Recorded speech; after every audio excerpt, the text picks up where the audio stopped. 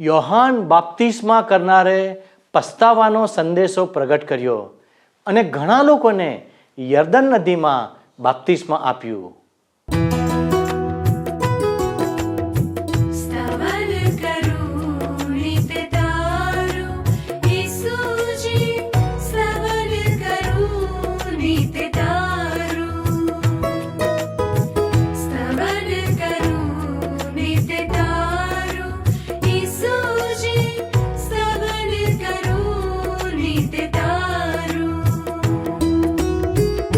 आज सवारे साद सुनी तो महिमा करूं प्रभु तारो, महिमा करूं प्रभु तारो, स्तवन करूं नित तारो.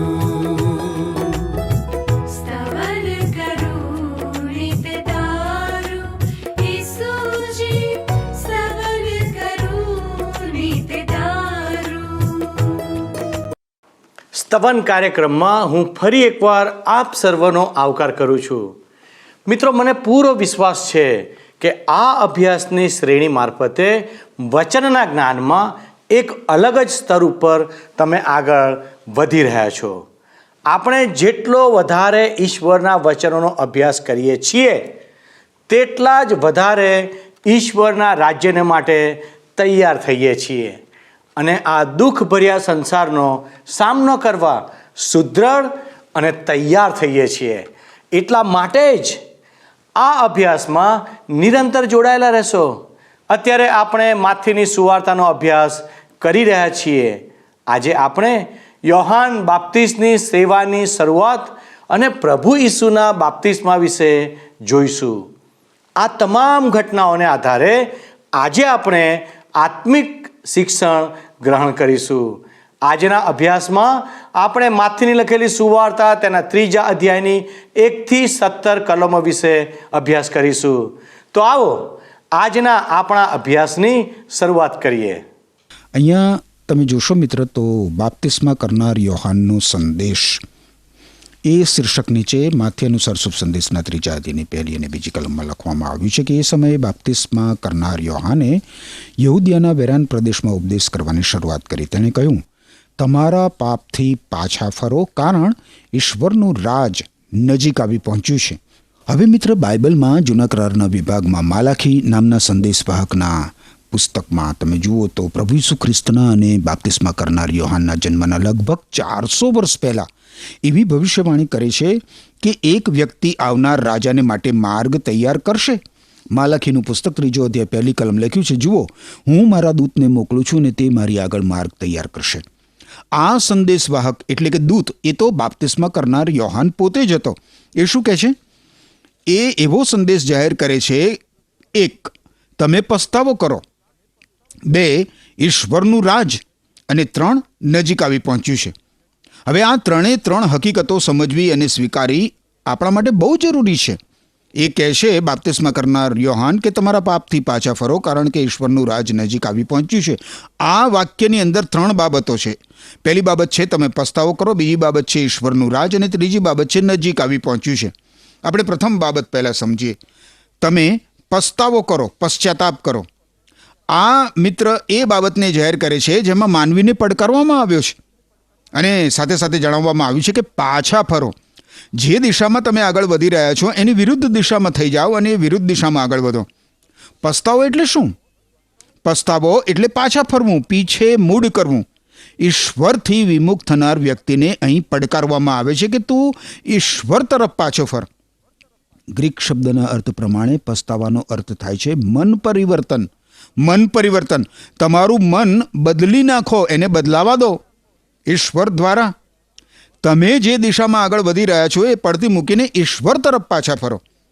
આ બાપ્તિસ્મા કરનાર યોહાને લોકોને પડકાર આપ્યો. એણે ધાર્મિક રીત રિવાજ અને માન્યતાઓમાં અંધ બની ગયેલા માનવીઓને ઈશ્વર તરફ, સાચા અને સનાતન ઈશ્વર તરફ પાછા ફરવાની ઘોષણા કરી.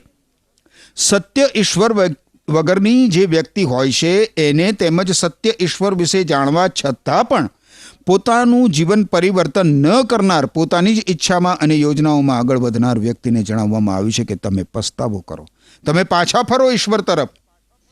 તમે મિત્ર કઈ દિશામાં આગળ વધી રહ્યા છો? શું કોઈ અજાણી દિશામાં? પ્રભુ ઈસુ ખ્રિસ્ત વગરની દિશામાં? જો મિત્ર તમે પ્રભુ ઈસુ ખ્રિસ્ત પર હજી પણ વિશ્વાસ કર્યો નથી તો આજે જ પ્રભુ ઈસુ ખ્રિસ્ત પર વિશ્વાસ મૂકો. અને જો વિશ્વાસ તમે કર્યો છે પણ ખોટી દિશામાં આગળ વધી રહ્યા છો તો તમે પશ્ચાતાપ કરો, ઈશ્વર પાસે પાછા આવો, ઈશ્વર પાસે પાછા ફરો. પ્રભુ ઈસુ ખ્રિસ્ત પર વિશ્વાસ મૂકવો એટલે પ્રભુ ઈસુ ખ્રિસ્ત તરફ ફરવું અને જે નકામું છે, જુઠ્ઠું છે, એના તરફથી પાછા ફરી જવું. હવે આપણે જોઈએ છે બીજો શબ્દ, આકાશનું રાજ્ય. આકાશના રાજ્યનો અર્થ છે આ પૃથ્વી ઉપર આકાશી રાજ્યનો અધિકાર. ઈસુ ખ્રિસ્ત રાજા છે. કોઈ પણ રાજ્ય રાજા વગર તો હોઈ શકે નહીં મિત્ર, અને એ જ રીતે રાજ્ય વગરનો રાજા પણ હોઈ શકે નહીં. રાજા હોય તો રાજ્ય હોવું જોઈએ અને રાજ્ય હોય તો રાજા પણ. અને એટલે બાપ્તિસ્મા કરનાર યોહાન કહે છે કે ઈશ્વરનું રાજ્ય નજીક આવી પહોંચ્યું છે. શું વર્તમાન સમયમાં સ્વર્ગીય કે આકાશનું રાજ્ય એ વાસ્તવિક છે? હા છે મિત્ર, એ તો નક્કર હકીકત છે. જે કોઈ પ્રભુ ઈસુ ખ્રિસ્ત પર વિશ્વાસ કરે છે, પ્રભુ ઈસુ ખ્રિસ્તને પોતાના મુક્તિદાતા ઉદ્ધારકર્તા તરીકે સ્વીકારે છે, એવી પ્રત્યેક વ્યક્તિ ઈશ્વરના રાજ્યની વારસદાર તરીકે રૂપાંતર પામે છે. એવી વ્યક્તિ આ પૃથ્વી ઉપર આકાશના રાજ્યનો અધિકાર પ્રાપ્ત કરે છે અને એનો અનુભવ પામે છે. આ પૃથ્વી ઉપર જ મિત્ર સ્વર્ગીય રાજ્યની વારસદાર એ બની જાય છે અને પૃથ્વી ઉપર સ્વર્ગીય રાજ્ય પ્રમાણે એ પોતાનું જીવન જીવે છે. શું તમે મિત્ર ઈશ્વરના રાજ્યને તમારા જીવનમાં સ્થાપવા દીધું છે ખરું? શું તમે અત્યારે એ આકાશના રાજ્યને તમારા જીવનમાં અનુભવવા માગો છો? શું તમે એ સ્વીકારવા તૈયાર છો? તો મિત્ર પ્રભુ ઈસુ ખ્રિસ્ત પર વિશ્વાસ મૂકીને તમે તમારી આંખો બંધ કરીને પ્રભુ ઈસુ ખ્રિસ્તને પ્રાર્થના કરો કે હે પ્રભુ ઈસુ ખ્રિસ્ત, મારા પાપોની ક્ષમા આપીને મારું બદલાણ કરો, મારા હૃદયનું પરિવર્તન કરો.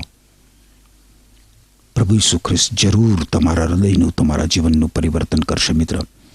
આ બાપ્તિસ્મા કરનાર યોહાન માથે અનુસાર શુભ સંદેશના 3 અધ્યાયની 2 કલમમાં 3જી અને છેલ્લી બાબત જણાવતા કહે છે કે આકાશનું રાજ્ય નજીક આવી પહોંચ્યું છે. ઈશ્વર પુત્ર પ્રભુ ઈસુ ખ્રિસ્તમાં અને એમના આગમનની સાથે જ મિત્ર આ પૃથ્વી ઉપર સ્વર્ગનું રાજ્ય પ્રત્યેક વ્યક્તિની પાસે છે, નજીક છે. એ હકીકત તરફ બાપ્તિસ્મા કરનાર યોહાન આપણું ધ્યાન દોરે છે.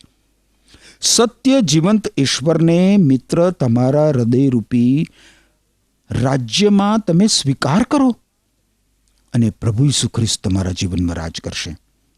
આજથી 2000 વર્ષ પૂર્વે પ્રભુ ઈસુ ખ્રિસ્ત આ પૃથ્વી ઉપર સ્વર્ગીય રાજ્ય લઈને આવ્યા હતા. અને આજે ઈસુ ખ્રિસ્ત પર વિશ્વાસ કરનાર અને પોતાના પાપો માટે પશ્ચાતાપ કરનાર વ્યક્તિ એ ઈશ્વરના રાજનો અનુભવ કરી શકે છે. કારણ કે ઈશ્વરનું રાજ ભૌતિક નથી, એ તો આત્મિક છે. એ દ્રશ્ય નથી, એ તો અદ્રશ્ય છે. પણ હા, એ બહુ ચોક્કસ છે. એને જોઈ શકાતું નથી પણ એને અનુભવી શકાય છે. એનો અનુભવ કરનાર વ્યક્તિના જીવનમાં તમે ઈશ્વરનું રાજ્ય જોઈ શકો છો. હવે આપણે આગળ જોઈએ. માથી અનુસાર શુભ સંદેશના 3 અધ્યાયમાં તો 3જી કલમમાં લખ્યું છે કે ઈશ્વરના સંદેશવાહક યશાયાએ જે લખ્યું છે તે યોહાનને જ લાગુ પડે છે. વેરાન પ્રદેશમાં કોઈ પોકારી રહ્યું છે, પ્રભુને માટે માર્ગ તૈયાર કરો, તેમને માટે રસ્તો સીધો બનાવો.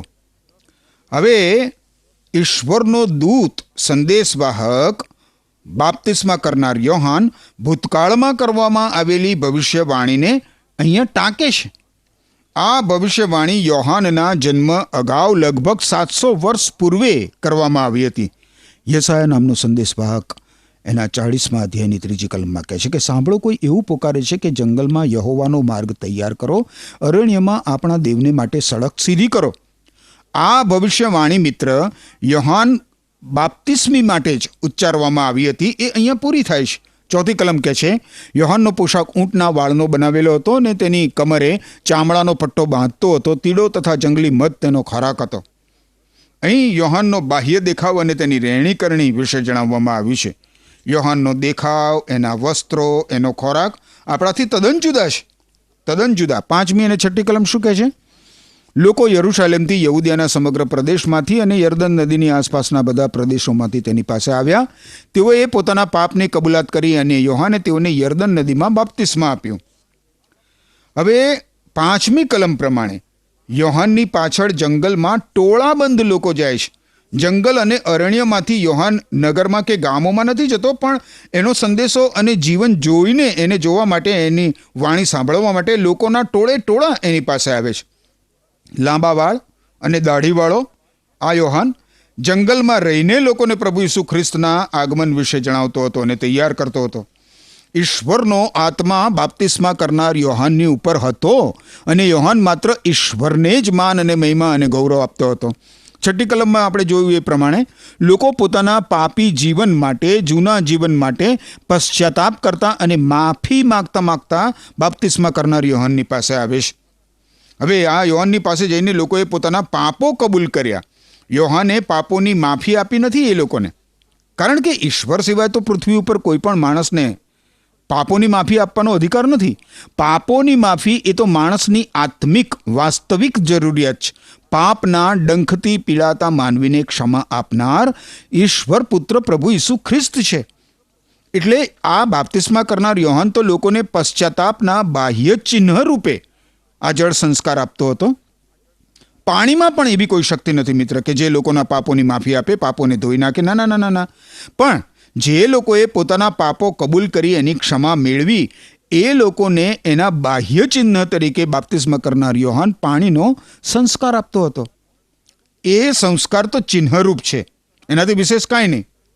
7મી અને 8મી કલમ કહે છે, ફરોશી પંથના અને સાદુકી પંથના ઘણા માણસો પણ યોહાનની પાસે બાપ્તિસ્મા લેવા માટે આવ્યા. ત્યારે તેણે તેઓને કહ્યું, ઓ સર્પોના વંશ, ઈશ્વરના આવી રહેલા કોપથી નાસી છૂટાશે એવી ચેતવણી તમને કોણે આપી? તમે તમારા પાપથી પાછા ફર્યા છો તેવું દર્શાવતા કાર્યો કરો. આ ફરોશી પંથના લોકો યહૂદી નિયમશાસ્ત્ર અને રીત રિવાજોને બહુ જ ઝીણવટથી પાળનાર એવા લોકો હતો. એ લોકો તો બાહ્ય દેખાવ અને આડંબરમાં વધારે માનતા હતા. સાદુકી લોકો ઈશ્વરના નિયમશાસ્ત્રને સહજ રીતે માનનારા, દુનિયાવી ધારાધોરણ અને રીત રિવાજ પ્રમાણે માનનારા લોકો હતા. ઈશ્વરના વચનો પ્રત્યે એ લોકો બિલકુલ લાપરવાહ હતા.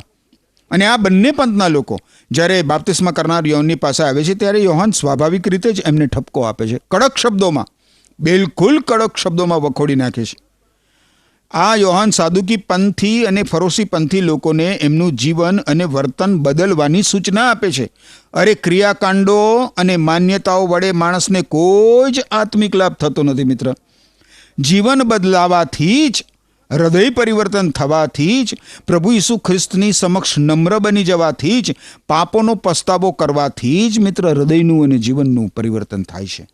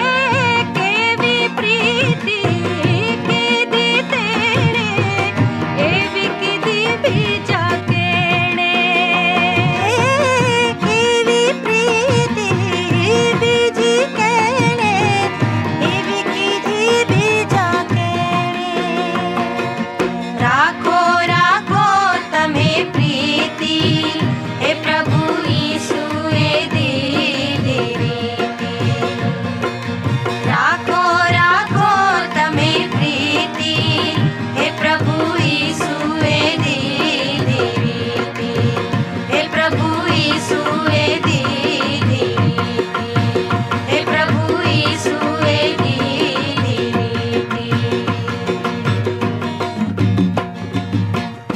9મી અને 10મી કલમ કહે છે કે અબ્રાહમ અમારો પૂર્વજ છે એમ કહીને બહાનું ન કાઢશો.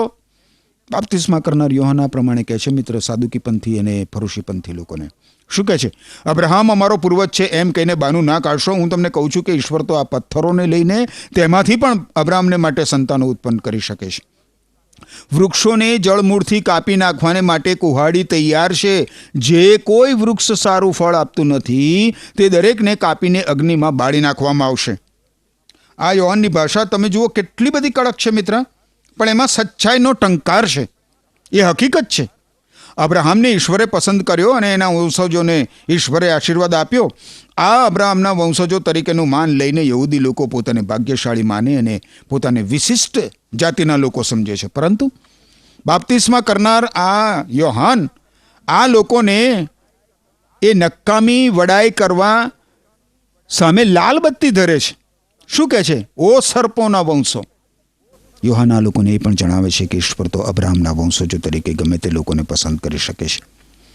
ઘણી બધી વાર મિત્ર આપણે પણ આપણી કહેવાતી સંસ્કૃતિ ઉપર, આપણી ધાર્મિક માન્યતા ઉપર, આપણા સંસ્કારો ઉપર મદાર રાખીને પોતાને બીજાથી સારા હોવાનો આડંબર કરીએ છીએ. પણ માત્ર પોતાને સારા કહેવાથી કે પોતાના ગુણગાન ગાવાથી કંઈ સારા થઈ જવાતું નથી. સારા તો ત્યારે જ થવાય કે નમ્ર હૃદય કરીને ઈસુ ખ્રિસ્તને શરણે આવો, તો જ મનનું અને હૃદયનું અને જીવનનું પરિવર્તન થાય ને તો જ માનવી સારો બની શકે. જ્યાં સુધી ઈશ્વર મનુષ્યના જીવનનું પરિવર્તન ના કરે ત્યાં સુધી તો સંસ્કાર અને સંસ્કૃતિ માત્ર વાતો જ બની રહેશે, એનાથી વધારે બીજું કશું નહીં. 11મી કલમ કહે છે કે તમે પાપથી પાછા ફર્યા છો માટે હું તમારું બાપ્તિસ્મા પાણીથી કરું છું, પણ મારા પછી આવનાર પવિત્ર આત્માથી અને અગ્નિથી તમને બાપ્તિસ્મા આપશે. મારા કરતાં તો તે ઘણા મહાન છે. યોહાન કહે છે કે હું પાણીથી તમારું બાપ્તિસ્મા કરું છું, પણ જે આવી રહ્યો છે એ એટલે કે પ્રભુ ઈસુ ખ્રિસ્ત એ જ્યારે આવશે ત્યારે તો એ પવિત્ર આત્માથી અને અગ્નિથી તમને બાપ્તિસ્મા આપશે. આજથી મિત્ર 2000 વર્ષો પૂર્વે પ્રભુ ઈસુ ખ્રિસ્ત આ પૃથ્વી ઉપર આવ્યા અને તેમની સેવા કાળથી માંડીને આજે પણ આપણે પવિત્ર આત્માના સમયમાં જીવી રહ્યા છીએ. મિત્ર આજે પણ પ્રભુ ઈસુ ખ્રિસ્ત પર વિશ્વાસ કરનાર વ્યક્તિ પવિત્ર આત્માનું બાપ્તિસ્મા પામે છે. પણ જ્યારે પ્રભુ ઈસુ ખ્રિસ્ત બીજી વાર પાછા આવશે ત્યારે અગ્નિ વડે લોકોનું બાપ્તિસ્મા કરશે. અગ્નિ એ તો ઈશ્વરના ન્યાય ચુકાદાનું સૂચન કરે છે. મિત્ર પ્રભુ ઈસુ ખ્રિસ્ત પર વિશ્વાસ કરનાર વ્યક્તિ ઈશ્વર પવિત્ર આત્માની ભેટ પ્રાપ્ત કરે છે, પણ અવિશ્વાસ કરનાર વ્યક્તિ ઈશ્વરના ન્યાય ચુકાદાને વરી લે છે. 12મી કલમ કહે છે કે હું તો તેમના ચંપલ ઊંચકવાને પણ યોગ્ય નથી. બાપ્તિસ્મા કરનાર યોહાન પ્રભુ ઈસુ ખ્રિસ્ત વિશે સાક્ષી આપતા આ પ્રમાણે કહે છે કે હું તો ઈસુ ખ્રિસ્તના ચંપલ ઊંચકવાને પણ યોગ્ય નથી. તેમની પાસે અનાજ છૂટું પાડવાનું સુપડું છે, તે ઘઉં પોતાની વખારમાં એકઠા કરશે, પણ છોતરાને તો તે સતત સળગતા અગ્નિમાં બાળી નાખશે. ઈસુ ખ્રિસ્તનું પ્રથમ આગમન મિત્ર માનવી માટે બચાવ માટે, માનવીના ઉદ્ધાર માટેનું હતું, પણ ઈસુ ખ્રિસ્તનું બીજું આગમન એ તો ન્યાય કરવા માટેનું છે, મનુષ્યનો ન્યાય કરવા માટેનું. અને ઈસુ ખ્રિસ્ત અદલ ઇન્સાફ કરશે. સત્ય જીવંત ઈશ્વરની અવગણના કરનાર, ઈશ્વર ઉપર અવિશ્વાસ કરનાર પેલા ભૂંસાની માફક અગ્નિમાં એને નાખી દેવામાં આવશે. આ સુપડું એ પણ ન્યાય સૂચક છે. પ્રભુ ઈસુ ખ્રિસ્તના હાથમાં સુપડું છે. આ પ્રભુ ઈસુ ખ્રિસ્ત અનાજને વખારમાં ભરશે, એટલે કે ઈસુ ખ્રિસ્તને શરણે આવેલા મનુષ્યોને, પણ ભૂસાને અગ્નિમાં નાખી દેશે, એટલે કે ઈસુ ખ્રિસ્તનો બહિષ્કાર કરનાર લોકોને.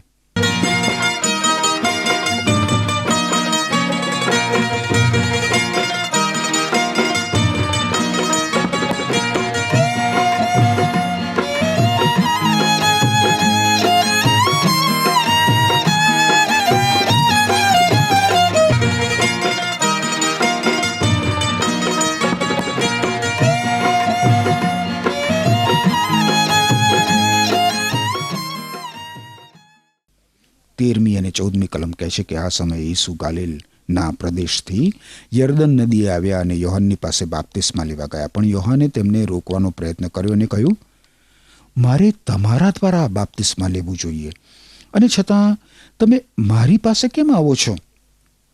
ઈશ્વર પુત્ર પ્રભુ ઈસુ ખ્રિસ્ત બાપ્તિસ્મા કરનાર યોહાનના હાથે બાપ્તિસ્મા લે છે.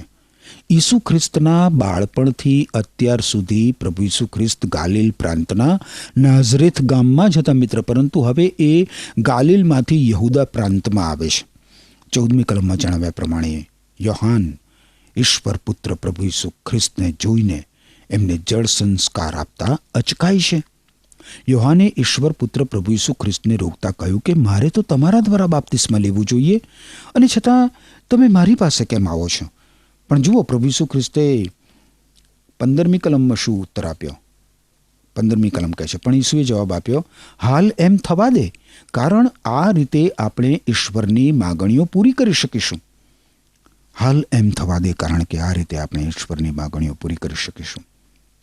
મિત્ર, પ્રભુ ઈસુ ખ્રિસ્ત પોતાને પાપી માનવીથી અલગ અને સંપૂર્ણ નિષ્પાપી તરીકે આ રીતે જાહેર કરે છે. બાપ્તિસ્મા જળ સંસ્કાર એટલે પોતાની ઓળખાણ. પ્રભુ ઈસુ ખ્રિસ્ત પોતાની ઓળખ આપતા જણાવે છે કે હું નિષ્પાપી છું. પ્રભુ ઈસુ ખ્રિસ્ત પવિત્ર તથા ન્યાયી હતા ને એટલે એમણે કોઈ પસ્તાવો કરવાની જરૂર નહોતી, અને એમ છતાં પોતાની ઓળખાણ માટે, વચનની પરિપૂર્ણતા માટે એમણે એમ થવા દીધું. પોતે સંપૂર્ણ ઈશ્વરની સાથે સંપૂર્ણ માનવી હતા. એ એમના જળ સંસ્કાર દ્વારા મિત્ર પ્રગટ થાય છે. ઈસુ ખ્રિસ્તના જળ સંસ્કાર લેવાનું બીજું પણ એક કારણ છે, એ છે એમનું મૃત્યુ. જળ સંસ્કાર ઈસુ ખ્રિસ્તના મૃત્યુને સૂચવે છે. પાપી માનવી માટે, સમગ્ર દુનિયાના લોકો માટે ઈશ્વર પુત્ર પ્રભુ ઈસુ ખ્રિસ્ત મૃત્યુ પામવાના હતા. એ સૂચવવા માટે પ્રભુ ઈસુ ખ્રિસ્તે પાણીથી બાપ્તિસ્મા લીધું. મિત્ર, 16મી અને 17મી કલમ કહે છે, આથી યોહાન સહમત થયો. તેણે ઈસુને બાપ્તિસ્મા આપ્યું કે તરત જ ઈસુ પાણીમાંથી બહાર આવ્યા. તેમની સમક્ષ આકાશ ઉઘડી ગયું, અને ઈશ્વરના આત્માને કબૂતરની જેમ ઉતરતો અને તેમના ઉપર સ્થિર થતો તેમણે જોયો. આકાશમાંથી વાણી સંભળાય, આ મારો પ્રિય પુત્ર છે, તેના પર હું પ્રસન્ન છું. અહીં મિત્ર, ત્રિએકી ઈશ્વરની જાહેરાત અને ત્રિએકી ઈશ્વરની એક્યતા આપણને જોવા મળે છે. ઈસુ ખ્રિસ્ત જળ સંસ્કાર લીધા પછી પાણીમાંથી બહાર આવે છે, અને ઈશ્વર પવિત્ર આત્મા તેમના ઉપર ઉતરી આવે છે, અને આકાશવાણી થાય છે. ઈશ્વર પિતા પોતે જાહેર કરે છે કે આ મારો પ્રિય પુત્ર છે. કોણ? પ્રભુ ઈસુ ખ્રિસ્ત. એના પર હું પ્રસન્ન છું. ઈશ્વર પુત્ર પ્રભુ ઈસુ ખ્રિસ્તના જીવનથી ઈશ્વર પિતા ખુશ હતા, પ્રસન્ન હતા. મિત્ર, ઈસુ ખ્રિસ્તના જીવનમાં સહેજ પણ પાપ નહોતું. અણી શુદ્ધ હતા પ્રભુ ઈસુ ખ્રિસ્ત, પરિશુદ્ધ હતા પ્રભુ ઈસુ ખ્રિસ્ત. આ ઈશ્વર પુત્ર પ્રભુ ઈસુ ખ્રિસ્ત આજે પોતાના પવિત્ર અને નિર્દોષ રક્ત વડે આપણને સર્વ પાપમાંથી શુદ્ધ કરી શકે છે. મિત્ર, બાઇબલમાં યોહાને લખેલા પહેલા પત્રના પહેલા અધ્યાયની 7મી કલમમાં લખવામાં આવ્યું છે કે ઈશ્વરના પુત્ર પ્રભુ ઈસુ ખ્રિસ્તનું પવિત્ર લોહી આપણને સર્વ પાપથી શુદ્ધ કરે છે. હા મિત્ર, પ્રભુ ઈસુ ખ્રિસ્તનું પવિત્ર લોહી આપણને સર્વ પાપથી શુદ્ધ કરે છે. ઈસુ ખ્રિસ્ત પર વિશ્વાસ કરનાર અને ઈસુ ખ્રિસ્તને આધીન થનાર વ્યક્તિ માટે ઈશ્વર પિતા એ પછી જણાવે છે કે આ મારું પ્રિય સંતાન છે, એના પર હું પ્રસન્ન છું. જેમ પ્રભુ ઈસુ ખ્રિસ્ત વિશે ઈશ્વર પિતાએ ઘોષણા કરી કે આ મારો પ્રિય પુત્ર છે, તેના પર હું પ્રસન્ન છું, એ જ રીતે મિત્ર, ઈસુ ખ્રિસ્ત પર વિશ્વાસ કરીને ઈસુ ખ્રિસ્તને શરણે આવનાર વ્યક્તિ માટે પણ ઈશ્વર પિતા ઘોષણા કરે છે કે આ મારું પ્રિય સંતાન છે, તેના પર હું પ્રસન્ન છું.